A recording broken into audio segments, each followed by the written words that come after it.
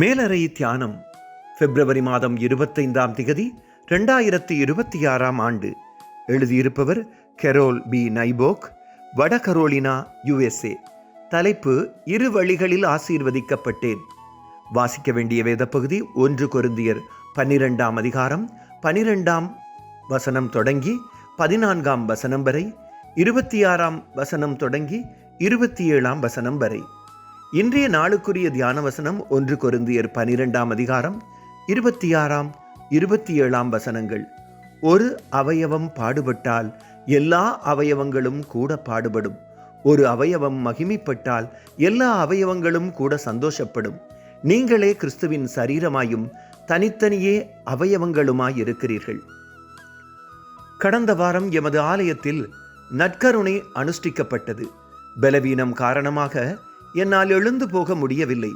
அதை கவனித்த சபை வழிகாட்டியொருவர், எனக்கு கொண்டு வந்து தரச் சொல்லவா என்று கேட்டார். நான் தயங்கினேன்.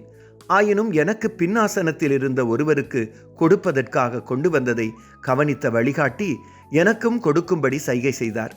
இந்த எதிர்பாராத உபசரிப்பு நான் என்னை தாழ்த்த உதவி செய்தது. இது உனக்காக பிற்கப்பட்ட கிறிஸ்துவின் சரீரம், இது உனக்காக சிந்தப்பட்ட கிறிஸ்துவின் இரத்தம் ஆகிய வாக்கியங்களை எண்ண முடியாத முறைகள் கேட்டிருக்கிறேன். ஆனால் இம்முறைதான் புற ஈர்ப்புகள் ஒன்றுமில்லாமல் நேராக என் உள்ளத்தின் அடிப்பாகத்தை தொட்டிருக்கிறது. தேவையுள்ள ஒருவரின் தேவையை அறிந்து ஒரு தேவ ஊழியர் செயற்பட்டிருக்கிறார். அது மட்டுமல்ல, நான் இரு வழிகளில் ஆசீர்வதிக்கப்பட்டிருக்கிறேன். ஒன்று, பரிசுத்த ராப்போசனம் தரப்பட்டது. மற்றது, என்னை அன்புடன் தேடி வந்து தரப்பட்டது. கிறிஸ்துவனுடைய சரீரத்தின் ஒரு பகுதி என்பதன் அர்த்தம் என்ன என்பதை உதாரணமாக காட்டியிருக்கிறார்கள். ஜெபம்.